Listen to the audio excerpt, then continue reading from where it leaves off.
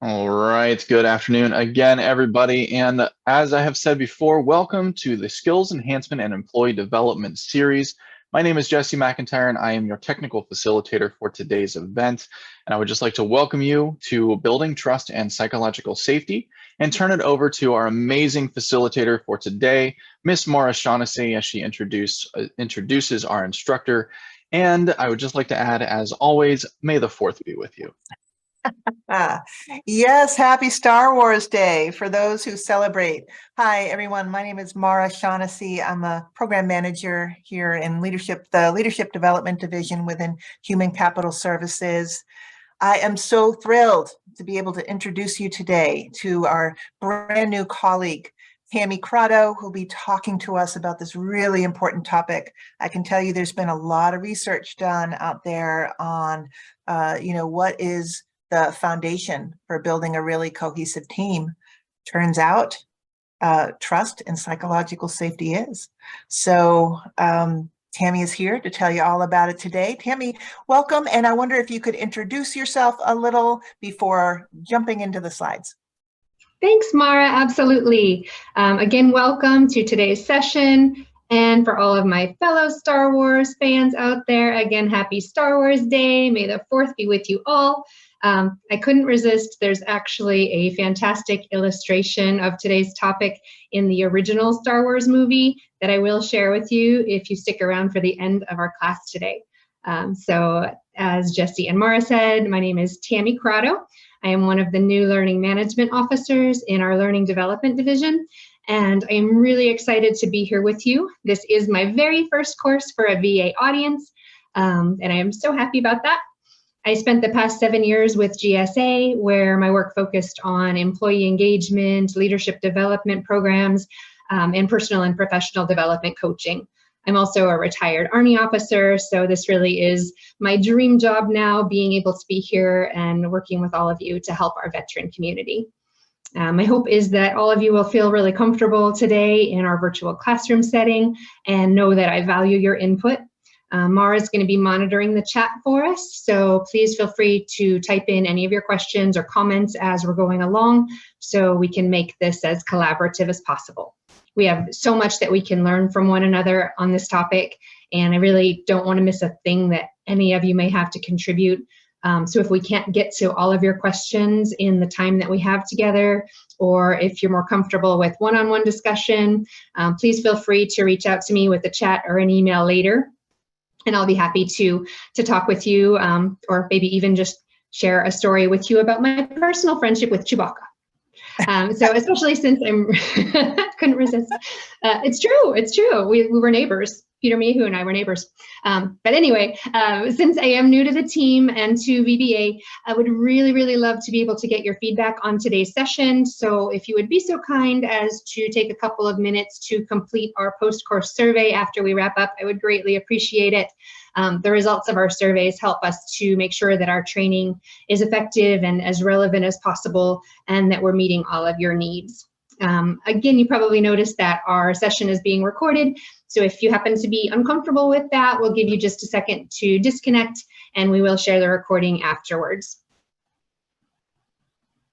Excellent. And with that, let's dive right in, Tammi. Thank you. You're welcome. All right. So today I am going to do my very best to make sure that you leave our training able to define trust and psychological safety and understand how they impact your working relationships and your teams. And since we are so fortunate right now to be able to be doing so much hiring and creating so many new teams, we'll also talk about some tools and some strategies that you can use to build or develop trust and psychological safety within your work groups. Before we talk about how to build trust, let's think about what it's like when trust is lacking. Unfortunately, we can probably all share a story or two about a situation that we've experienced where that's the case. David Horsiger is the CEO of a leadership institute focused on developing trust. And he says that a lack of trust is your biggest expense. His overarching philosophy as a leadership advisor is that high trust leaders and organizations bring out the best in people and achieve measurable results. So the bottom line with trust is that it impacts relationships of all kinds, the personal ones, the professional ones, and that really impacts each one of us. We all want to build and be a part of high-performing teams, but even more than that, we want to be able to show people that they matter, and we want to know that we matter too. And we can't do that if we don't trust each other.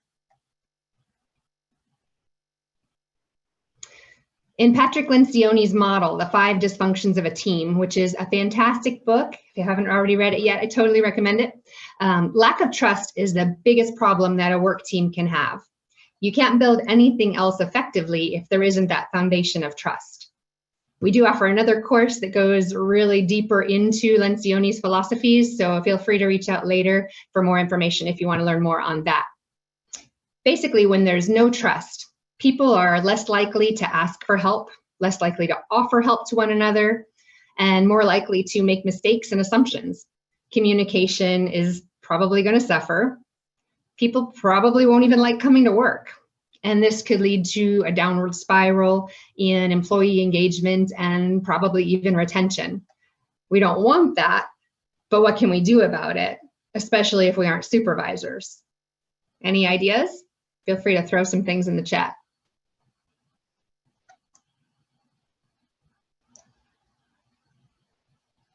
Got a video on the next slide that will give us some thoughts on that too. I'm sorry, not a video, but some tips. Okay, Stephen Covey, I think we've probably all heard of him. He wrote a book called Speed of Trust, and he says that building trust starts with each one of us. It has absolutely nothing to do with the job or your position title. Every single one of us can influence change and be that one stone in the water that starts the ripple effect to impact everything and everyone around us. So maybe you're not the supervisor. Maybe you don't have a supervisor yet on your brand new team and you're lacking some direction. Maybe your supervisor isn't really demonstrating the type of trustworthy traits you'd like to see. In any of those situations, you still have the power to build trust and impact the psychological safety of your team. There are 3 little steps that can make a big difference in building trust. They look really easy. Step 1, start with you. Keep the commitments you've made to yourself.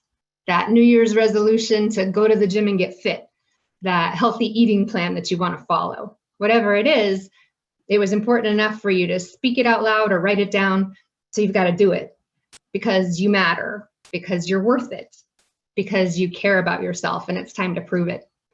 We know it's going to be difficult. We know there are going to be obstacles, but think about the example that you'll set.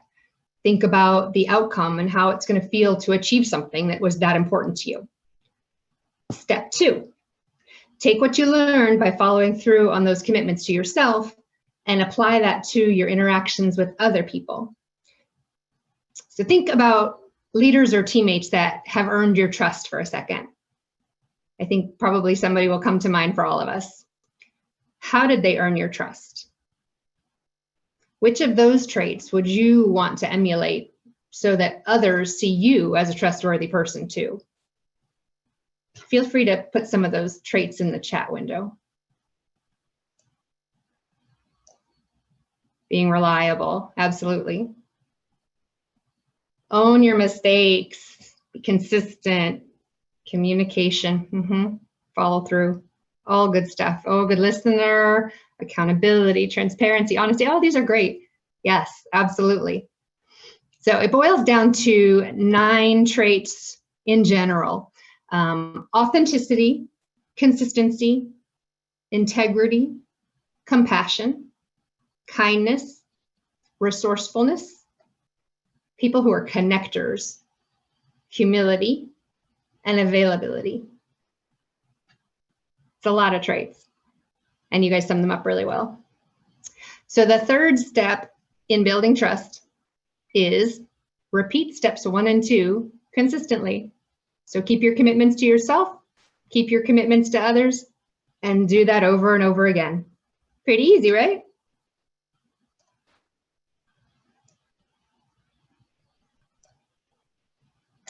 First impressions can carry a lot of weight in building trust, especially in service-oriented roles like a lot of the ones that we do. I like to rely on the 4 C's as a baseline for establishing trust. If I can demonstrate to you early on in our interactions that I know what I'm doing, that I'm going to do the right thing, that I care about you and what we're doing, and that this is the way that I will always be, I will generally be able to earn your trust. Whether I focus more on developing cognitive trust by showing capability and consistency, or affective trust by showing caring and candor, or a combination of both, really depends on how well I perceive your needs. If I happen to know your DISC type and you're a D or a C, I will probably focus more on those cognitive traits. But with you I's and S's like me, I'll probably lean more on the affective traits because I know that those will more likely resonate with you. If you haven't taken a DISC assessment yet, or if you have and you want to know more about how you can use that knowledge to build trust and psychological safety on your team, we offer more training on DISC too. So we've talked a lot about trust. Now let's talk about how it relates to and differs from psychological safety. Trust in this context is about how you perceive another person's 4 C's. In the example on this slide, Bob may have shown competence and candor, but maybe he was inconsistent with demonstrating caring, or maybe he didn't demonstrate caring at all. And that's left this employee afraid to disagree with Bob. So they're expecting this big blow up if they express a contrary opinion. So they don't trust him. Can you imagine how this situation might play out with the whole team? Maybe others feel like they have to walk on eggshells around Bob. Maybe this employee had a great new innovative idea that would have really helped the team, but now they won't get to hear it. This situation would end completely differently in a psychologically safe environment. The difference between trust and psychological safety is another C, culture. Psychological safety is about the group as a whole and the way that it operates, its environment and its processes. My team expects me to speak up. It's how we do things. That same employee from the previous slide disagrees with Bob again. But now the employee knows that everybody on the team, including Bob, has their back. This team has an established communication process, a way that they interact, a way that they operate, a set of expectations that they all are aware of. They value every team member's opinion, and they welcome those opposing viewpoints because they agree that that's a great way to learn when it's done constructively. So now that employee is far more likely to speak up in a caring way to let Bob know what they're thinking. Now there's not that fear of explosive conflict because the team is used to brainstorming together. They're more likely to try those new ideas and have those open discussions, and they're willing to learn together, even if they're learning from a failure because they took a risk.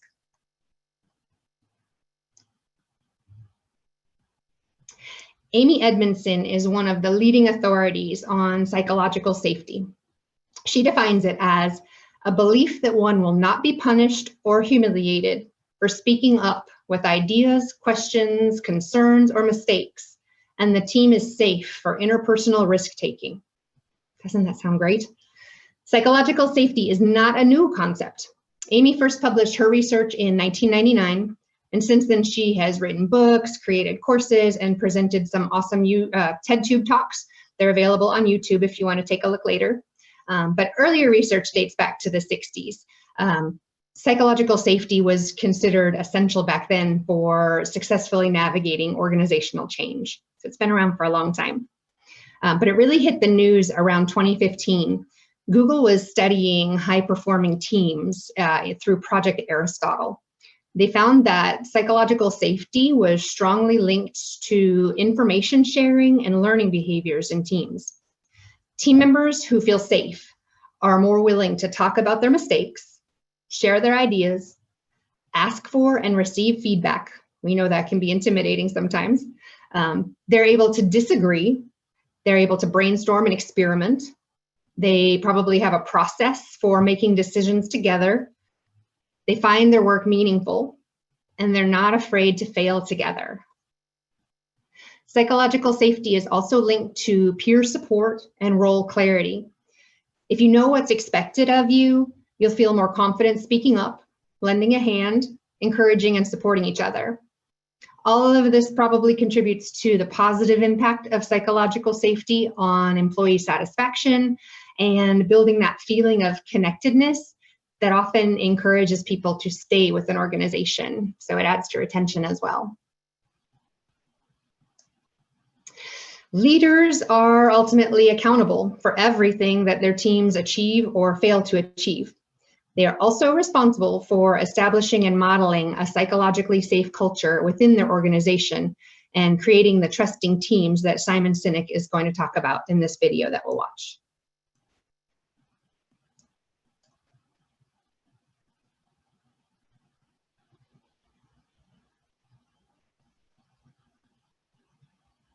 Building psychological safety on a team, what that means is leaders create an environment in which the people working in the company, the people on a team, feel safe enough to raise their hand and say, I made a mistake, or I don't understand what I'm doing, or I'm struggling at home and it's affecting my work, or I'm scared, or I need help, without any fear of humiliation or retribution. In fact, they can say these things with absolute confidence that their boss or their coworkers will rush to support them. That's what a trusting team feels like. We've all been on one before. We also all know what it feels like not to be on a trusting team, where we would never admit mistakes for fear of humiliation or getting in trouble. We're never going to say, I don't understand something. We're not going to admit we're scared. We're not going to tell anybody that we're struggling at home, it's affecting our work. And we're definitely not asking for help, because these things make us vulnerable or weak and might put us on a short list for the next round of layoffs. Or worse, my boss, it might hurt my career chances. I won't get promoted because I've said I don't understand something. So we keep quiet. It might work in the short term, but over the course of time, a company where no employee ever admits mistakes, or worse, they hide their mistakes, eventually those cracks grow and grow and grow and cause great damage to the organization and its ability to succeed. So this is a leader's responsibility. It's a leader's responsibility to create an environment in which people feel psychologically safe, and if somebody makes a mistake, we can help them fix it. As Alan Mulally used to talk about when he took over Ford Motor Company, you are not the problem, you have a problem. And if you can tell me the problem, we can all rally together to help you fix it. Got a little choppy there on the end, but that last quote that that Simon said was, "You are not the problem. You have a problem. Tell me about it so we can rally together to help fix it." I love that. Words really matter, and they can make or break trust. They can also help to build a psychologically safe environment. So words are just one of the tools that we have to work with. Thinking back to when COVID changed our work environment a few years ago, we had to find more tools really quickly to keep our teams functioning and connecting. And this was rough on our leaders and on us. The strategies that we had in place for building trust and psychological safety 5 years ago, when more of us were together every day in the same place, were a little different from today in our more remote or hybrid environments. Today, some of us may never meet our coworkers face-to-face, or in person face-to-face at least. Yet it's still critical to build trust and establish that psychologically safe space for working together. I would love to hear about some of your team's best practices. If you can type some in the chat, what are some things that you've done to connect from wherever you are that have helped you to build trust among your team and to feel safe together? Share jokes. Comedy is fantastic. What else? Have lunch and learns. Ask all the questions. I love the questions. Use your camera. Yes, I love to be able to see the faces. Oh my gosh, so many. Organization. I'm glad we're recording this. Wow, okay, you guys do a lot. This is fantastic. Okay, team chat channels, meeting for lunch. Let's see, somebody's gonna tell me about these Sketch Creek GIFs. I have no idea what that is. Somebody's gonna tell memes. Oh my goodness, yoga. This is fantastic. You guys have some great ideas. Ah, gotcha. Okay, wow. Okay, we have no shortage of fantastic ideas, which suggests to me that book club, shared quality errors that you received on cheat. Oh, this is fantastic. Communicate. I love it. This is great. Well, I think we could all put together some best practices to share this way. This is great. Communication is exactly where it's at. This is great. And creativity, I love it. This is very, very encouraging to see that we're all being so creative with ways to connect. Ah, love it. Okay, moving right along. Okay, it might be the leader's responsibility to create that psychologically safe environment, but you do not have to hold a supervisory position or a title to demonstrate leadership. Every single one of us is capable of establishing trusting relationships and contributing to a psychologically safe team culture. I had a military leader once, many years ago, won't tell you how many, who told me, in the absence of leadership, true leaders arise. I was an E4 at the time, and I had to step up, and it was a little scary, but I learned a lot from that experience. And I would challenge every single one of you not to wait for an opportunity or a position that says supervisor to lead. Just be the leader you are. Demonstrate those trustworthy traits that you told me about and take those steps to make others feel safe. Do those things. You will make a difference. Amy Edmondson is going to tell us now about leading up, leading from where you are, and what you can do to build psychological safety as a team member. If you're not the boss or you're not the team leader, many people think, well, there's nothing I can do. I have to wait for the leader to do something. And the truth is, leaders do have an outsized influence on the psychological safety of a team or an organization. But you have to distinguish between leader, which is a role, and leadership, which is a behavior. And leadership is the behavior that influence others in positive ways. It turns out that any one of us can exercise leadership at any point. The kind of leadership that you can exercise as merely a team member to make a difference in your team is quite profound. And it turns out the same things that I recommend leaders do are things that you can do. Frame the work. You can actually remind your colleagues that we're up against an incredibly challenging, unfamiliar, unknown path ahead, and everybody's voice might matter. Like, you can say things like that. You can call attention to uncertainty, to interdependence, and that helps other people understand that their participation matters. Second, anyone can exercise leadership on a team by asking good questions of their colleagues, even of their leaders. Just ask questions every single time you ask a thoughtful question of a colleague.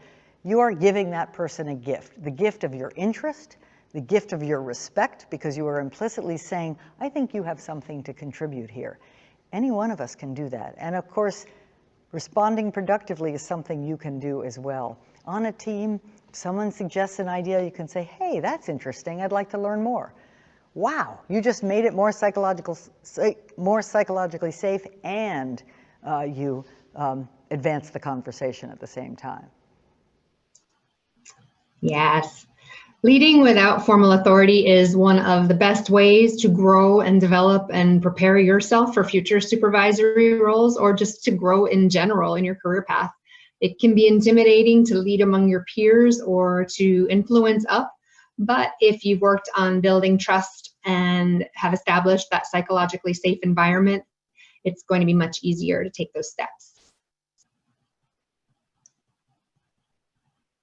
Now comes the fun part. We've defined trust and psychological safety. We shared some steps for building trust, and we've talked about how trust and psychological safety, or the lack of them, can impact relationships and teams. So now we'll talk about a few tools that might be helpful for you, whether you're joining or building a brand new team, or just looking for ways to further develop trust and psychological safety on an established team. A personal user manual is a living document that describes your natural preferences, your ambitions, your skills, your passions. These can help team members to really understand each other, how you can work together effectively, how to get the best out of each other in that psychologically safe, inclusive, and constructive way. So I went on a detail with my previous organization, and one of the first things that I was given access to was this folder full of personal user manuals, and I had never seen anything like this before. And it was really just a one-pager on everyone on the team. It had their photo, and it had their Myers-Briggs types and their DISC types and their everything, whether they were morning people or afternoon people, what time they went to lunch, how they like to receive emails versus chats, pretty much anything that I needed to know, so that I was able to go into my first interactions with them more confidently, and ready to contribute to discussions with them in ways that I knew would help to build their relationships. Writing one of these is a really great exercise in self-awareness. I've got mine. Jesse, are we able to put mine in the chat? I think we did. Oh, Mara got that there. We'll share it on our Seed SharePoint site. Okay, yeah, so this is great. And to put one together, you've got to get a little bit vulnerable. So you'll notice on mine, I included things like, if I'm struggling or falling behind, some reasons may be that my mom just moved in with me and I am stressed and not sleeping. That's a lot to have to tell somebody, but I want you to know because this might impact me. So how can you best offer to help me if it looks like I'm struggling? You could offer to listen. You can give me a big meaty project that I can sink my teeth into because I might need that distraction during the workday to keep me focused on something else. That's how I work best. So get a little vulnerable with them. The data points that you decide to include will be different based on your team's needs, whatever is important to all of you. So be creative with them, take that deep dive, get to know yourselves and each other. They are fantastic team builders. All right, and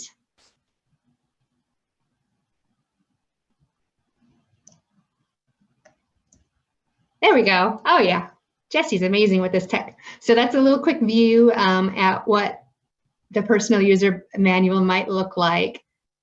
Strengths and all the great things, feedback preferences, giving and receiving feedback can be terrifying. Any way you shake it, it can be difficult. So telling someone up front how you like to receive your feedback can really make that easier. Post-its about your platoon. Oh, that's great stuff. Yes. Okay. So then moving on to supervisors. If you are a supervisor, similarly, you can do a manual like this to help employees who are going to be working for you know what they can expect from you. This is so important because you've probably heard the expression, employees don't leave jobs, they leave supervisors. So if you take the time as a leader to build that trust and to know yourself well enough to provide that knowledge to your employees, that's a great building block in establishing your foundation of psychological safety. You being vulnerable enough to share that with them sets the stage so that they know they're safe to do the same. The social contract. This is going to get a little bit deeper into the team dynamic. If you really want to build that culture of psychological safety, this is where you start to figure out what your team values. It sets your boundaries, it creates and clarifies the expectations for the group. It's really where you establish your culture and figure out what you want it to be. So you have to involve everyone in the creation of your contract. And this is basically inclusion and psychological safety in action. It's making the process accessible to everyone on your team, no matter where they are. It's making sure that everyone can be seen and heard and that everyone feels valued in their contributions and safe to express themselves. So the contract puts your core values right there at the center because everything else is based on them and relates back to those. So when you're creating it, you can go about it one of two ways. You can figure out your values first and then create your behaviors from those, or you can list all the corners first, your 4 boxes, your behaviors and your other things, and then look at those to figure out what the common threads are. And that's where you'll pull your values into the center. So when you're listing all the things in your contract, you want to keep it focused on the positive. So for instance, saying things like, we are always on time for meetings versus we don't show up late for meetings. You want it to stay positive. And you also want to let everyone focus on their strengths when you're working together.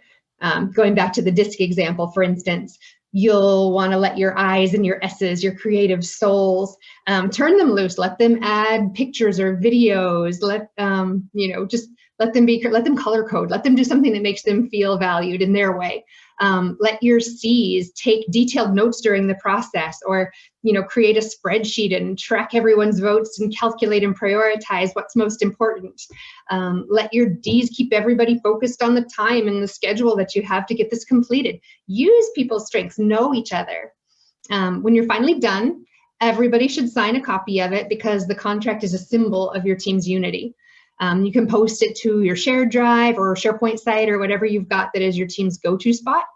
And keep in mind that the contract can always change and grow the way your work will or your team will, because we all change and evolve, and the contract goes with you.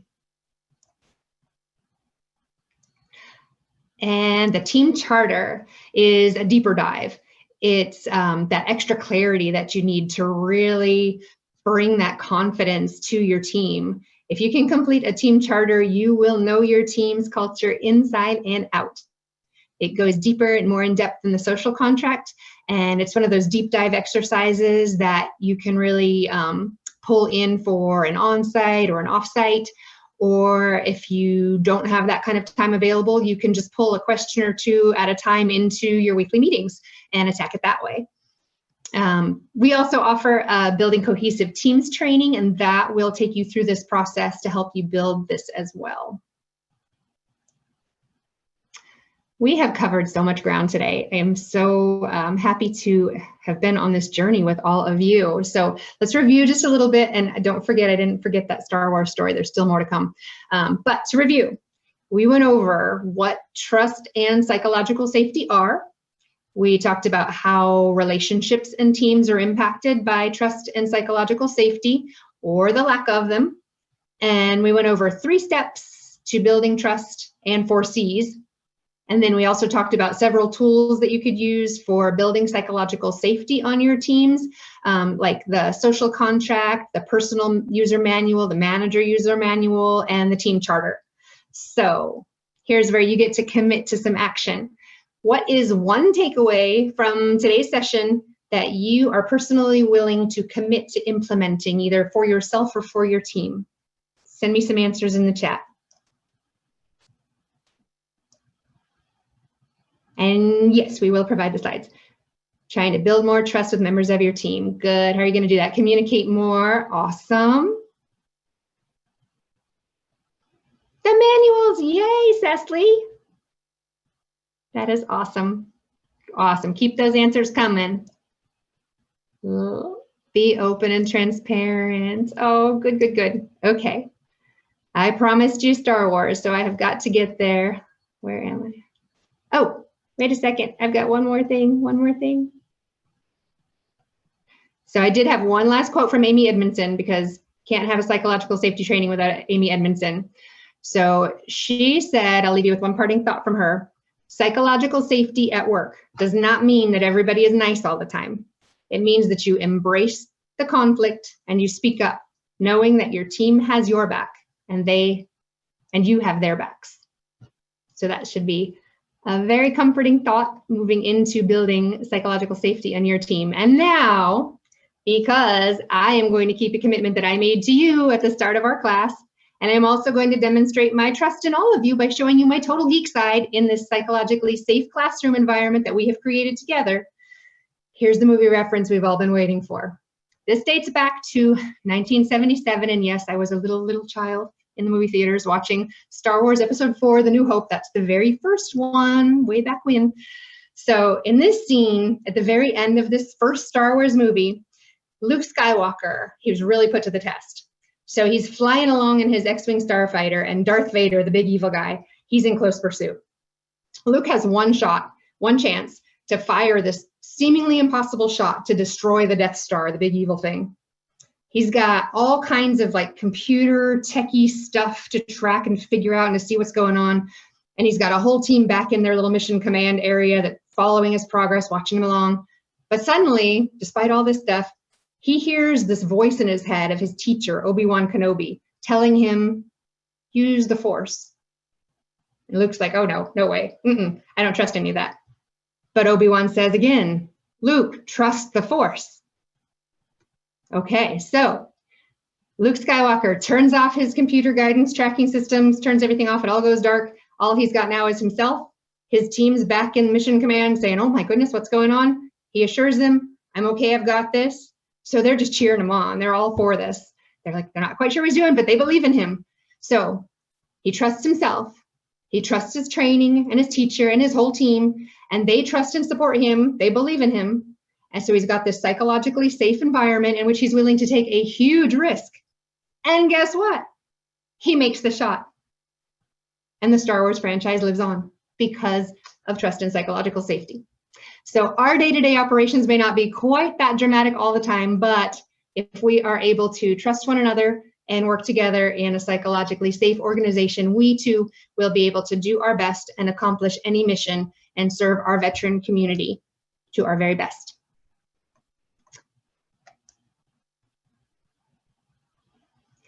And if you have any other questions, comments, or thoughts to share before we wrap up, you can feel free to raise your hand, unmute, or chat along.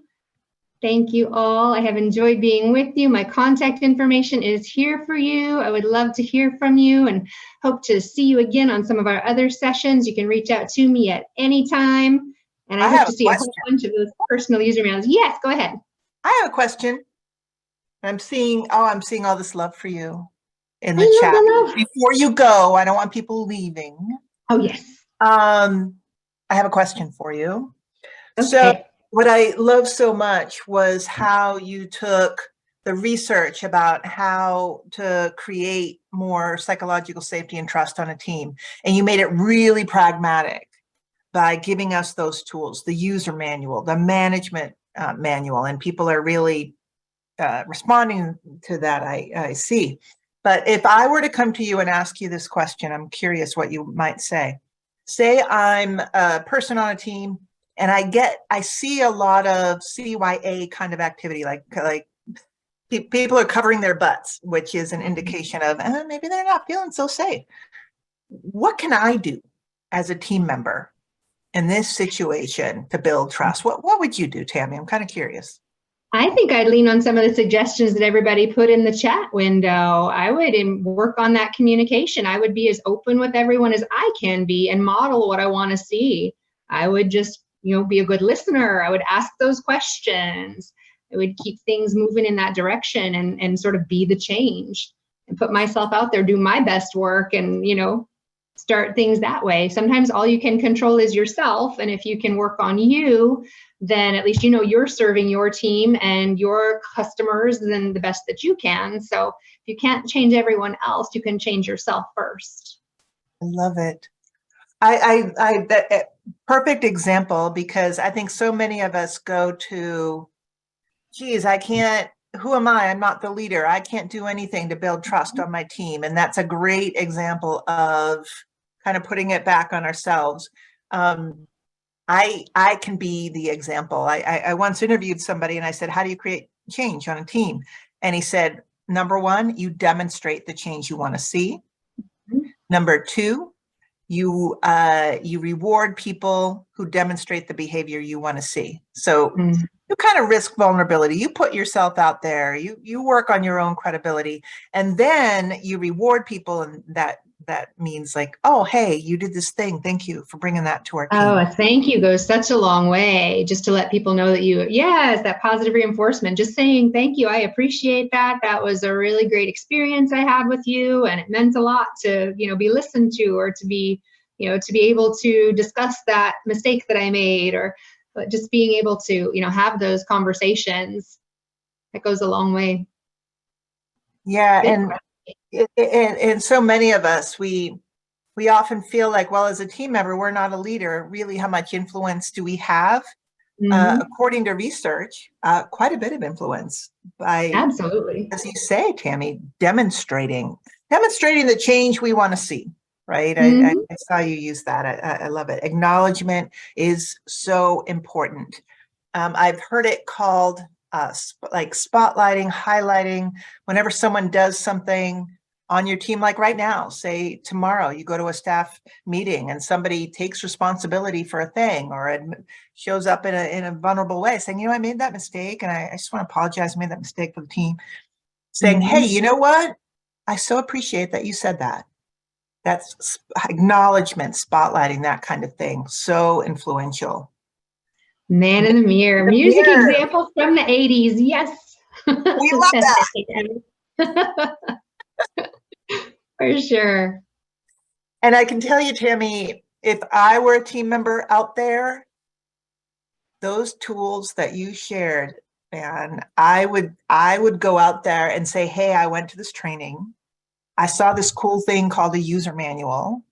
Would you all be up for, like, I don't know, filling this out and sharing it with each other during a staff meeting? Would you guys be up for that? Putting the question out there. Personally, if I wanted to build more trust on my team, I would ask my team if they'd be interested in that tool that you shared, because I think it's a powerful tool. Or even create your own and share it with your team, just as an example. There you go.